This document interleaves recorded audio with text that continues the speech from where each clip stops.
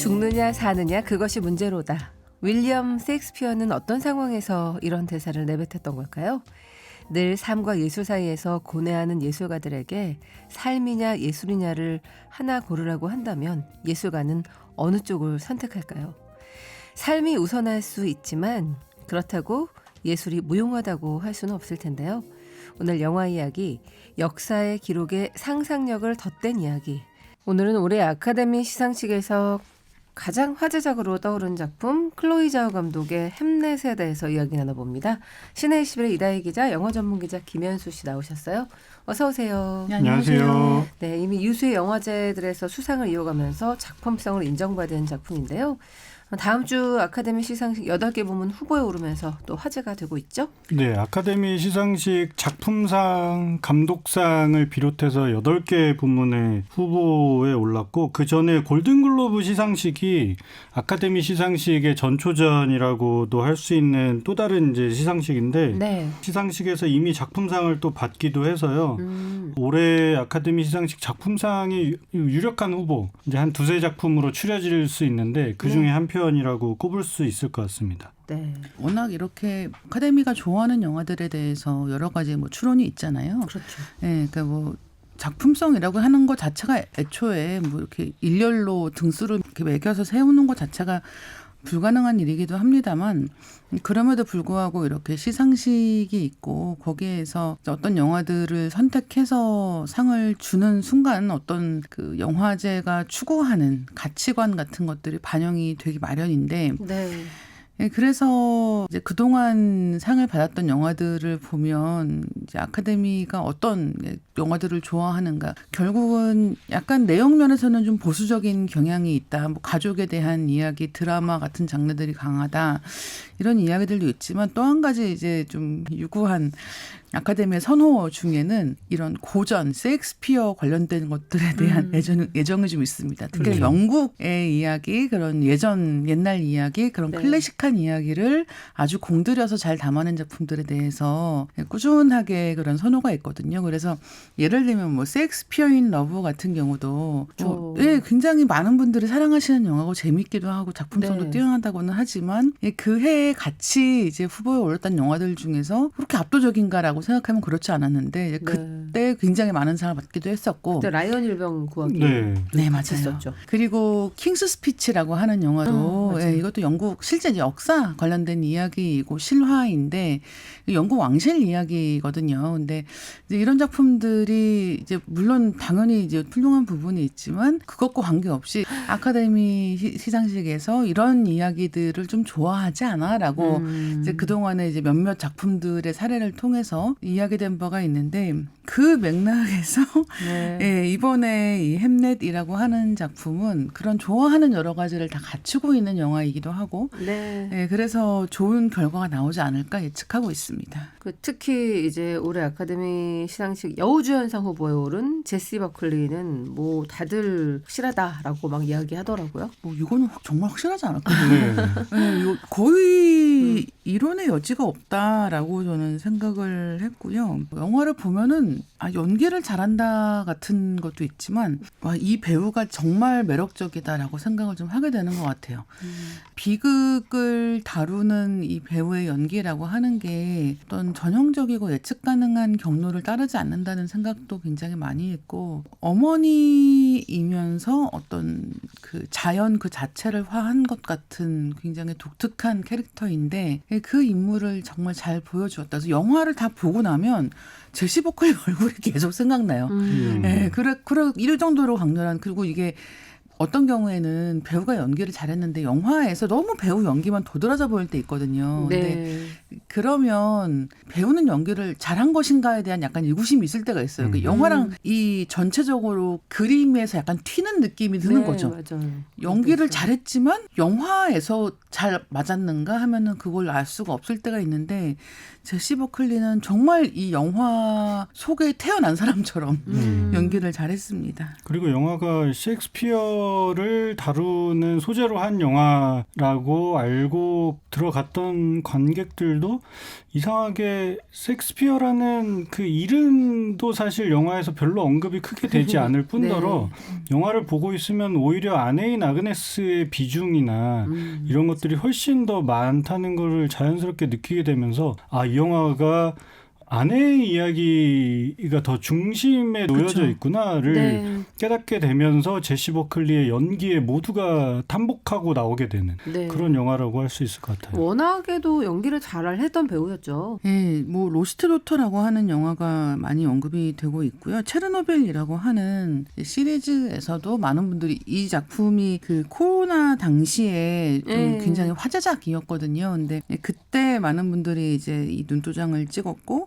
로스트 도터라고 하는 영화로도 많이 언급이 되고 있고 최근 들어서 훨씬 더 이제 활약이 두드러지고 있는 배우입니다. 네, 매기 질레날 배우가 이제 감독 데뷔를 했던 작품이고 최근에 또 매기 질레날 감독이 이제 브라이드라는 프랑켄슈타인 소재를 가지고 새롭게 좀 각색을 한 영화가 이번에 개봉을 하는데 그 영화에서도 주연을 맡아서 완전 다른 모습이라고요. 네, 한국에서도 이제 개봉을 하거든요. 그러니까 제시 버클리의 두 작품을 연달아서 국내에서도 보실 수가 있을 겁니다. 그래서 상 주기 너무 적합한 때다. 네. 네, 그러니까 정말 다른 방향으로 좋은 연기를 했고 그리고 이 두 작품이 다 고전을 재해석하는 거잖아요. 그러니까 어떻게 보면은 지금 뭐 이 셰익스피어의 아내에 대해서는 우리가 뭐 많은 작품들을 본 것은 아니었기 때문에 레퍼런스가 있는 것은 아니지만 이 프랑켄슈타인의 어떻게 보면 좀 스피노프 같은 느낌으로 이 브라이드 같은 작품이 나왔을 때 우리가 이미 알고 있다고 생각했던 캐릭터를 어떻게 재해석하는가,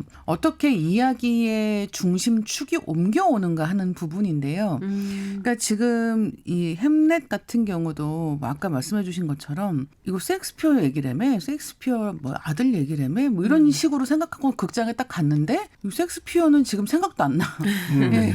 이런 상황이고 이 브라이드 같은 경우도 이거 뭐 프랑켄슈타인 얘기라며 뭐 거기 프랑켄슈타인이 만든 괴물 얘기겠지 이런 느낌으로 이제 극장에 가면 그게 또 아닌 거죠. 그러니까 이런 식으로 이미 너무 잘 알려진 어떤 무게 중심을 완전히 옮겨오는데 성공하는 이런 캐릭터들을 만들어낸다는 거는 배우에게도 굉장히 큰 행운이기도 하겠지만 아카데미상 확실하게 이번에는 줄만하다. 수상 소감 다 써놨겠네요. 동명의 소설을 원작으로 하는 작품이죠. 매기 오페럴이라고 하는 작가가 이 소설 햄릿, 그러니까 이게 참 표기법 문제 때문에 이렇게 된 것 같은데 소설은 햄릿이라고 되어 있고요. 영화는 햄넷으로 되어 있고 우리가 알고 있는 이 희곡 제목은 햄릿인 거죠. 정말이지 헷갈리게 이렇게 여러 가지 표기법으로 사실 다 같은 인물이고 같은 이름인 거예요. 근데 어쨌든 클로이 자오 감독 같은 경우는 예전에 그 노매드랜드라고 하는 이 감독의 이름을 본격적으로 알린 작품 같은 경우도 원작이 있었습니다. 그 작품은 논픽션이었고 이번에는 소설을 원작으로 하는 작품을 만든 경우인데요. 이 노매드랜드 때는 논픽션에서 굉장히 방대한 내용의 논픽션에서 그 일부를 따서 영화를 풍성하게 만든 경우라고 하면 이번 이 햄릿 같은 경우는 소설 햄릿을 영화 햄넷으로 바꾸는 과정에서 아그네스의 캐릭터를 정말 풍성하게 재해석한 그런 경우라고 봅니다. 그리고 이 매기 오페럴 작가가 클로이 자오 감독하고 같이 각색에 참여를 했어요. 그렇군요. 그래서 이 아카데미 후보에도 작가가 같이 이름을 올랐고 그 이전에 시상식들 보니까 작가도 같이 시상식에 참여해서 축하를 해주고 있더라고요.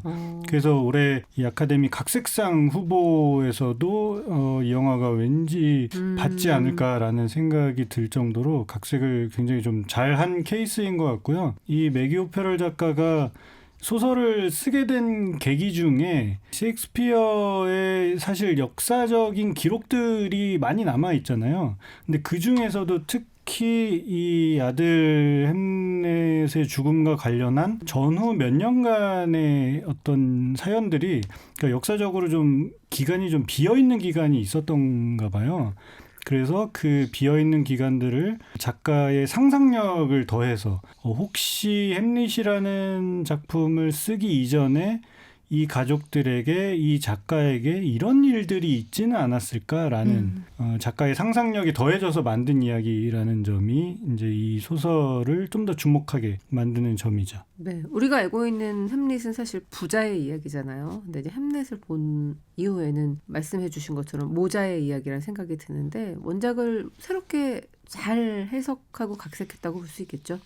그렇게 얘기할 수 있죠. 일단은 작품이 재미있는 게 여러 가지 면에서 좀 자리를 바꾸는 이야기 같은 느낌이 있는 거죠. 그러니까 예를 들면 아버지와 아들의 이야기라고 생각했던 게 어머니와 아들의 이야기인가라고도 생각할 수 있고, 또 한편으로는 햄릿이라고 하는 그 셰익스피어의 희곡은 아버지가 돌아가시고 아들이 아버지의 원수를 갚는 이제 뭔가 그런 이야기잖아요. 네. 아들 입장에서 아버지의 이야기를 하는 경우란 말이에요.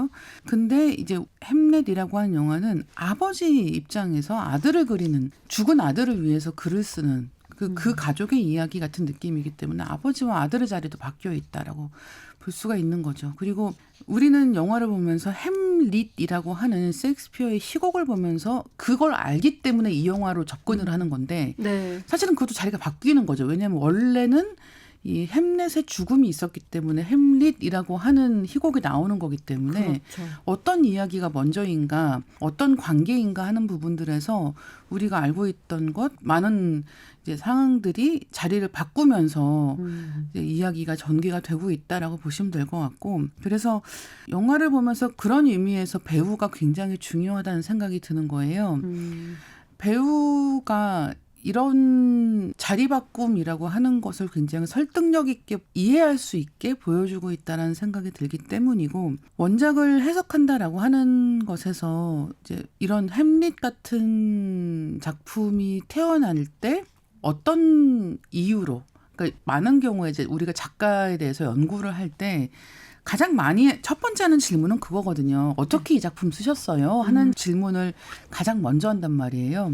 이 영화는 어떻게 생각하게 되셨나요? 이 소설은 어떻게 쓰셨나요? 근데 이 햄릿이라고 하는 작품에 대해서 어떻게 쓰셨나요? 이제 우리는 물어볼 수가 없는 거죠.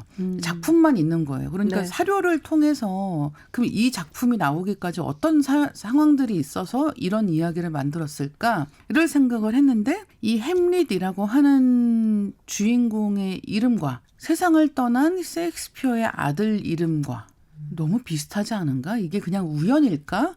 하는 데에서 이제 이 처음에 이야기가 출발했을 것 같고, 네. 말씀해 주신 것처럼 그 직전에 몇 년간의 뭔가 삶의 공백이 있다. 근데 공백이 있다는 건 기록이 없다는 것이지 살지 않았다는 뜻은 아니니까. 네. 그러면 어떻게 살았을 것인가? 이 집에는 아이가 셋이 있었고 아내가 있었고 남편이 있었는데 이제 그 사이에 아들이 죽었다. 그러면 그 삶은 어떠했을까 하는 부분들을 채워 넣는 과정이기 때문에 재해석이기도 하고 해석이기도 하고 사실은 온전한 창작이기도 한 거죠. 그런 네. 부분에서의 밸런스가 좋은 작품입니다. 그러니까 사실 셰익스피어 햄릿은 너무나도 유명한 작품이라 우리가 모두 다 잘 알고 있다고 생각을 했었는데, 그 작품에 이런 가족의 슬픔이 담겨 있다는 거를 생각해보고 상상해보는 순간 뭔가 원래 작품을 다시 돌아보게 되는 것 같아요. 이 영화가 이 재미있는 점이 영화의 후반부 마지막 클라이맥스 장면이 이 셰익스피어가 햄릿을 다 쓰고 이 아들의 죽음이라는 너무나 큰 상처를 딛고 이 작품을 완성을 한 다음에 연극을 무대에 이제 올리는 장면까지 보여지거든요. 네. 그리고 그 햄릿이 공연하는 순간에 이제 아내도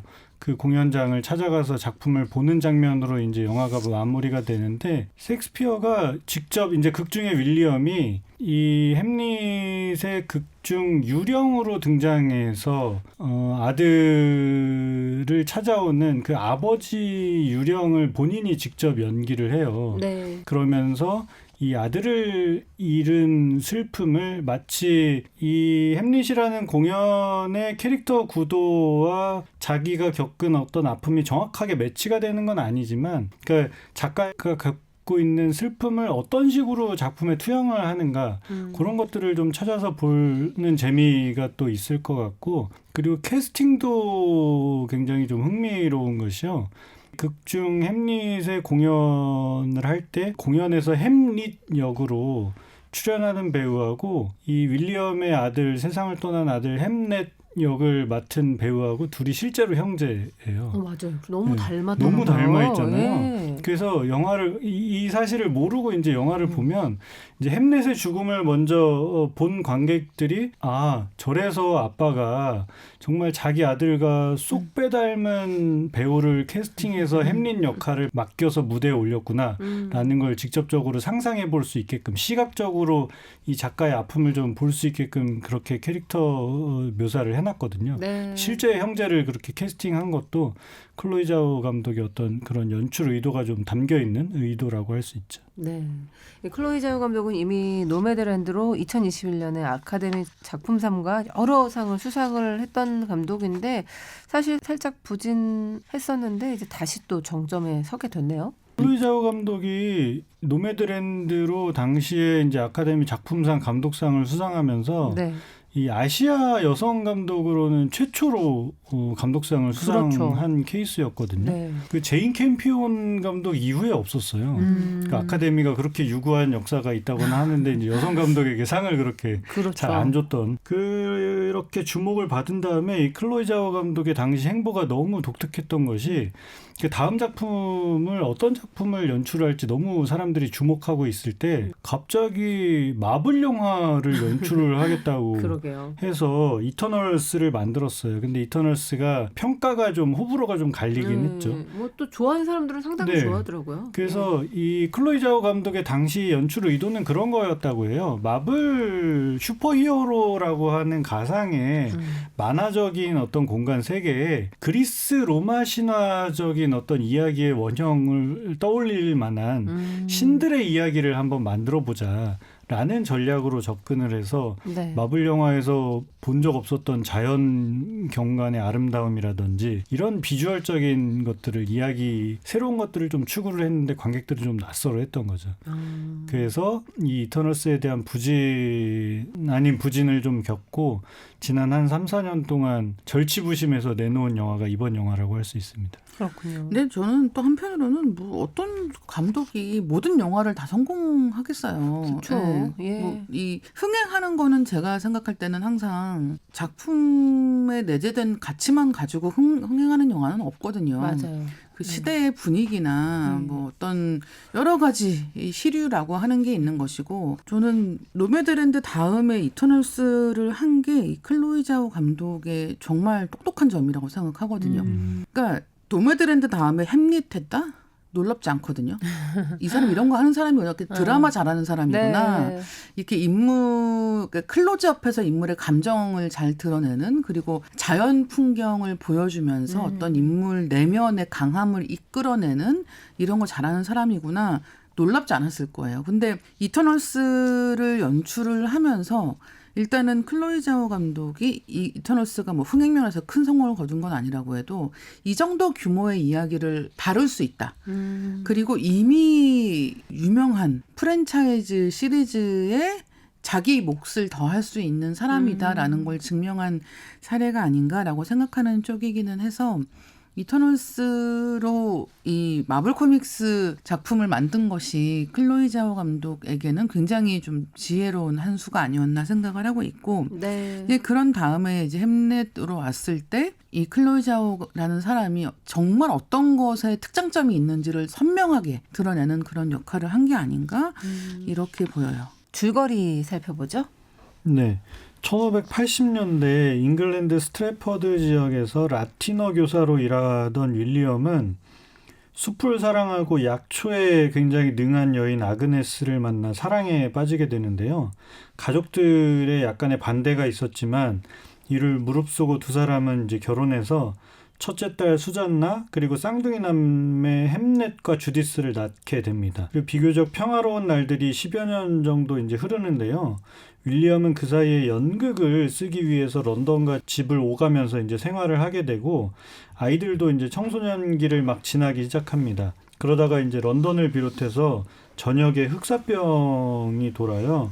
그래서 주디스가 병에 걸려서 사경을 헤매게 되고 윌리엄도 런던에서 이 소식을 듣고는 집으로 돌아오게 되는데 이 윌리엄이 집에 돌아오자마자 주디스 대신에 햄릿이 세상을 떠나게 된 사실을 알고 비탄에 빠집니다. 윌리엄은 이 슬픔을 안고 다시 런던으로 돌아가서 우리가 모두 아는 햄릿이라는 작품을 쓰게 되고, 아내 아그네스는 어떻게 아들 이름으로 공연을 할 생각을 하느냐라고 의아해하면서 이 소식을 듣고 이 남편에게 마치 따지듯이 진위를 확인하기 위해서 처남과 함께 남편의 공연을 보러 가게 됩니다. 네. 오프닝부터 거대한 숲을 담은 장면이 나오는데 아름다우면서도 인상적이더라고요. 게 영화에서 정말 중요하게 반복해서 등장을 하거든요. 네.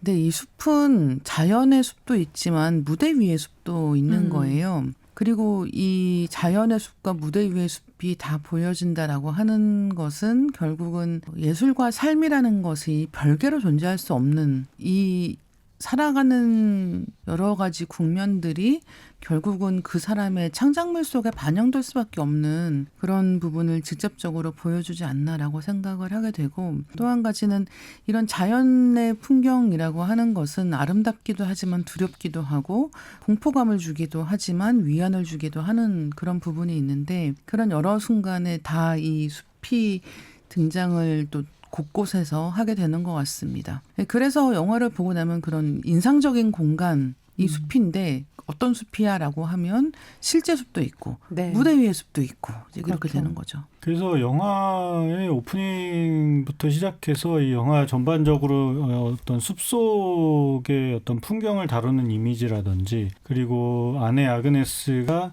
아이들을 키우면서 벌이는 여러 가지 행동들, 예를 들면 이 아그네스의 캐릭터 어떤 설정상 실제 이제 아그네스의 유년 시절이 나오는 건 아니지만 어린 시절부터 엄마로부터 할머니로부터 어떤 이유로 뭔가 이야기들을 많이 전해 듣고 살았다 이러면서 자식을 낳을 때 반드시 숲속에 가서 아이를 낳는 걸 어떤 전통인 것처럼, 굉장히 중요한 의식인 것처럼 이제 행하거든요. 네. 그래서 첫째 딸 수잔나는 실제로 이제 숲에서 낳는데 엄마 혼자서. 근데 이 쌍둥이 남매를 낳을 때는 이 당시 홍수가 굉장히 이제 많아서 이제 갑자기 홍수가 나서 숲에 못 가서 어쩔 수 없이 집에서 낳게 되거든요. 네. 그러면서 이 햄릿과 주디스 남매가 나올 때 이제 햄릿은 이렇게 잘 건강하게 이제 출산을 했는데, 주디스가 나올 때 모두가 이제 산모들이 옆에 있던 사람들이 이제 주디스는 죽었다, 낳자마자 이제 숨이 끊어져서 죽었다라고 하는데, 그때 이제 엄마가 그 아이를 안고서 다시 살려내는 식의 어떤 장면들이 나오거든요. 네. 그러니까 전체적으로 아그네스라는 캐릭터가, 그러니까 실제로 이 영화 이제 대사에도 언급되듯이 숲속의 마녀의 딸로 불리는 여자다라고 하면서 동네 사람들이 이제 손가락질을 하기도 했던. 그런데 뭔가 이 아그네스라는 인물이 초자연적으로 자연과 굉장히 밀접하게 살아가는 캐릭터다라는 걸 보여주기 위해서라도 이런 숲속 풍경들이 굉장히 잘 묘사가 되어 있고, 영화의 첫 장면조차 마치 아그네스가 엄마의 자궁에 있는 듯한 모습으로 그 나무 그루터기에 웅크려서 잠을 청하고 있는 듯한 장면을 부감으로 보여주는 걸로 영화가 시작을 하거든요. 이렇게 영화가 전반적으로 디자인이 그런 엄마의 어떤 형상화, 그러니까 모성에 대한 어떤 이미지, 이런 것들을 좀 관객들이 떠올릴 수 있게끔 윌리엄이라는 캐릭터와 좀 대조적으로, 윌리엄은 라틴어 교사이고 극작가이고 자기의 어떤 감정이나 이런 것들을 텍스트로 활자로 옮겨내는 사람이었다면, 아그네스는 그와 달리 좀 더 주술적이라고도 할 수 있고 뭔가 신비로운 어떤 그런 캐릭터로 묘사가 되면서 이 영화에 등장하는 숲과 아그네스가 묘하게 좀 연결이 되는 거죠. 그러니까 왜 영어에서 대자연 이야기할 때 마더 네이처라고 부르잖아요. 네. 그러니까 거대한 어머니의 느낌으로 이제 이 자연에 대해서 이야기를 하는데, 아그네스가 약간 그런 인물이라고도 생각을 하시면 될 것 같습니다. 그래서 윌리엄 같은 경우는 말씀하신 라틴어 교사였고 극작가이기도 하고 런던에 가서 이제 본격적으로 활동을 한단 말이에요. 그러니까 이 사람은 도시에서 자기가 일을 하고 활약할 수 있는 사람이고 이 어머니, 아내는 자연에 가까운 곳에서 아이를 낳을 때도 다른 사람들의 도움이 필요한 게 아니라 자연에 들어가 있어야 된다는 그런 상황이기 때문에 네. 그런 대조가 굉장히 선명하게 이루어지고 있다라는 점도 영화의 흥미로운 포인트입니다. 아그네스는 이제 라티노를 가르치던 윌을 만나 사랑에 빠지게 되는데 둘이서 숲에서 데이트를 할 때 윌이 마음을 움직이는 이야기라면서 이제 오르페우스 신화를 들려주는데 이게 내내 영화 보는 동안 생각나게 되는 것 같아요. 네, 이게 아마 소설에서도 이게 묘사가 되어 있다고 하더라고요. 네. 이 오르페우스와 에우리디케 이야기는 우리가 너무 잘 그렇죠. 아는 이야기이고 죽은 아내를 이제 저승에서 데려오기 위해서 어떤 계약을 맺고서 저승을 찾아간 남자가 끝끝내 이제 데려오다가 마지막 순간에 그 아내를 쳐다보면 안 된다고 하는데 이제 되돌아보는 네. 그래서 결국에는 이제 다시 그 아내를 잃게 되는 비극적인 스토리인데 이야기를 처음에 이제 윌리엄이 아그네스와 연애를 할 때 이제 들려주게 되고 그리고 이미지적으로도 계속 반복이 되거든요. 예를 들면 결혼식 장면에서도 이 윌리엄이 먼저 식장에 먼저 입장을 하고 아내가 뒤따라가면서 윌리엄이 아내를 돌아보는 장면이 나오고요. 네. 그리고 나중에 맨 마지막에 햄릿 연극을 올릴 때도 이 무대에서 퇴장하는 이 죽은 아버지의 혼령을 연기하는 윌리엄이 무대에서 퇴장할 때 무대 밑에서 지켜보고 있는 아내가 불러서 뒤돌아보거든요. 네. 이 이야기를 그대로 이 윌리엄과 아그네스의 관계에 대입을 해서 어떤 상실의 슬픔을 겪는 두 사람의 이야기다라는 걸 암시적으로 계속해서 던져주는 거죠. 이 뒤돌아본다라고 하는 게 갖는 굉장히 상징적인 면이 있는 것 같아요. 이게 오르페우스 이야기에서도 결국은 죽은 사람은 돌아올 수 없다는 얘기거든요. 이거는 아내는 떠났고, 예, 그 지하 세계, 죽은 자들의 세계로 떠난 아내를 돌이킬 수 없다는 얘기예요.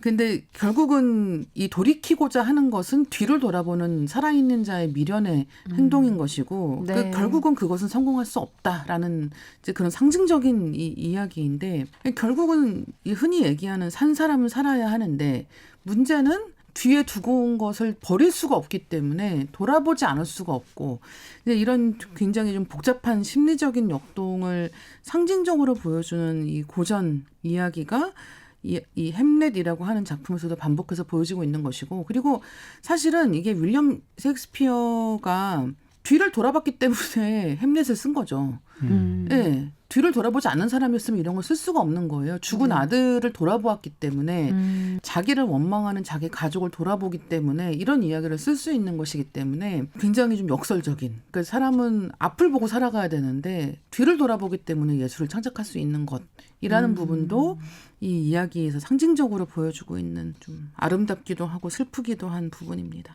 네. 이렇게 부부가 함께 같은 슬픔을 맞닥뜨렸을 때 그게 사실은 슬픔을 표현하는 방식이 다른 건데 그게 서로에게 상처가 될 수도 있잖아요. 그럼요. 네. 그런 부분이 영화의 소재가 될 때가 참 많은 것 같아요. 예, 실제로 이런 경우가 되게 많거든요. 네. 이 가족에게 너무 힘든 일이 발생을 하면 특히나 이렇게 아이가 세상을 떠나거나 이런 일이 발생을 네. 하면 부부가 이혼하는 경우가 많다고 해요. 그렇죠. 예, 왜냐하면 이 슬픔 자체가 너무 크고 그러니까 상대방을 원망하다가 자기 자신을 원망하다가 이 상황에서 벗어나기가 굉장히 어렵다라고 느끼게 되는 부분들이 있는 것 같습니다. 그래서 이 영화에서도 그 가족이 초반에는 굉장히 화목하고 행복한 시간을 보내고 남편은 꿈을 찾아 떠나고 뭔가 이 과정에 되게 매끄러운 것처럼 쭉 진행이 되다가 네. 이 아이의 죽음 이후로는 모두가 자기 혼자만 있는 방에 갇혀 있는 것처럼 고독하고 외롭고 상실감 속에서 벗어나지 못하는 거기에서 아무리 내가 그동안 사랑했던 사람이라고 해도 절대 그 위로를 서로 나눌 수 없는 관계처럼 보이는 대목들이 연출이 되는 게 이 후반부에서 중요하게 다루어지는데 그것도 굉장히 슬프면서 좋았고 네. 그러니까 그렇기 때문에 결국은 셰익스피어는 햄릿이라는 작품을 쓰지 않고는 거기에서 벗어날 수가 없었고 또 그 슬픔을 영원히 기록하는 방식으로도 이 극작이라고 하는 게 그에게 얼마나 중요했을까를 상상하게 만드는 힘이 있는 것 같습니다. 그리고 이 영화를 보고 있으면 윌리엄과 아그네스의 관계에 있어서 사실 어떻게 보면은 너무 한쪽의 사람만, 예를 들면 이 셰익스피어는 이 가족들이 어떻게 지내건 본인의 어떤 창작 활동을 위해서 혼자서만 런던으로 떠나서 이제 사는 삶, 그렇게 살아온 사람처럼 사실 비춰질 수도 있는데, 어떻게 보면은 이 아그네스가 정말 사려 깊은 아내이자 엄마로서 묘사가 된다는 점이, 예를 들면 이 윌리엄이 직접 본인이 스스로 어떤 창작 활동을 이어나가게끔 옆에서 이제 깨달음을 안겨주는 사람으로도 등장을 하고,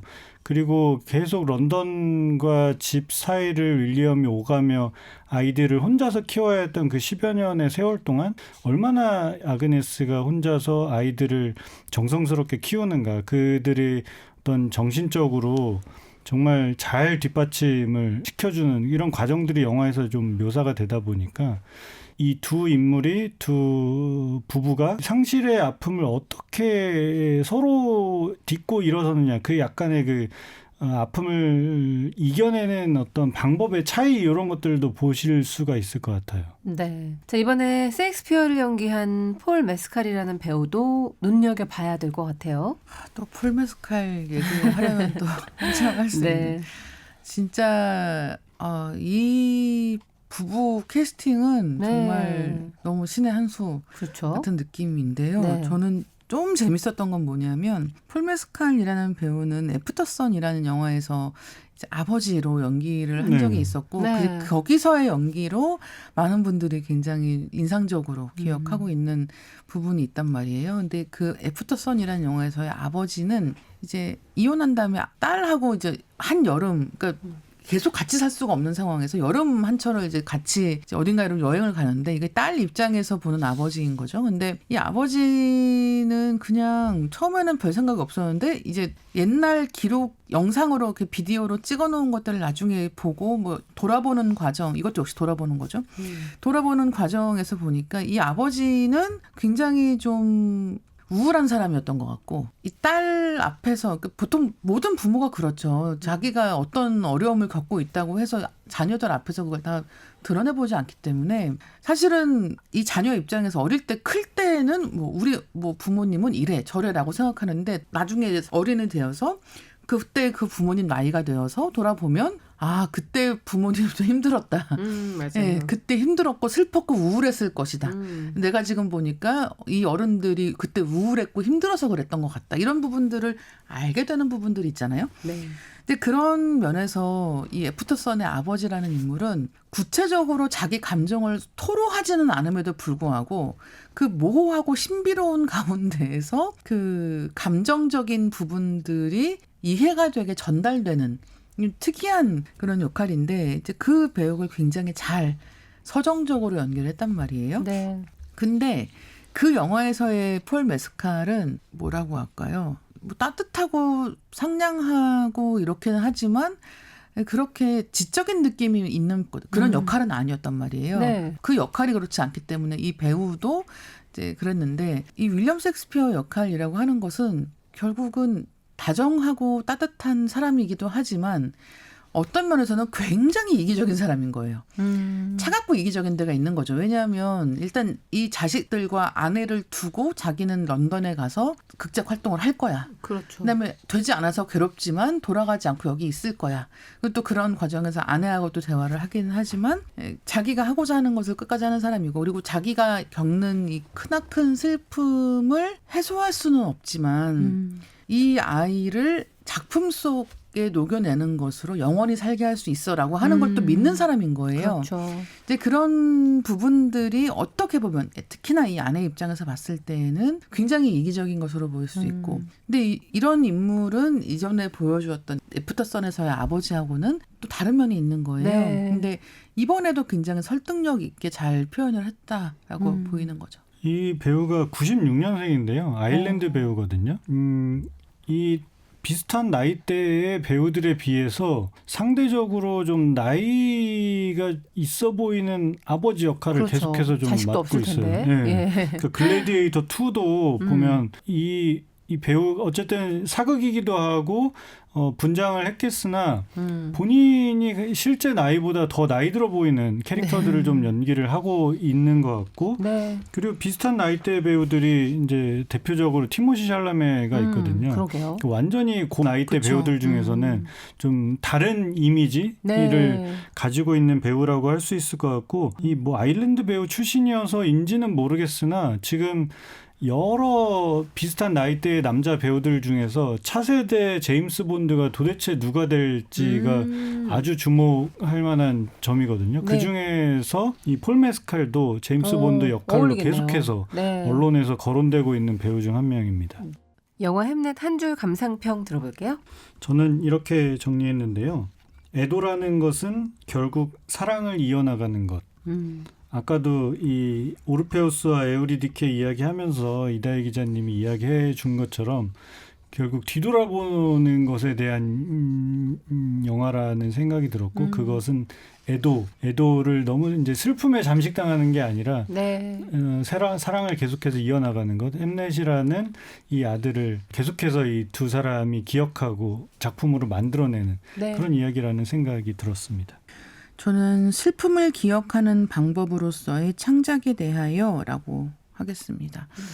일테면은 햄릿이라고 하는 작품이 나왔다고 해서 죽은 아들에 대한 슬픔이 끝나는 건 아니라고 생각하거든요. 기억하기 위해서 창작하는 것이라고 생각했을 때 그런 부분을 참 잘 표현한 작품이 아닌가 합니다. 네. 자, 오늘 영화 클레오저 감독의 햄넷 이다혜 김현수 기자와 함께 만나봤습니다. 고맙습니다. 감사합니다. 감사합니다.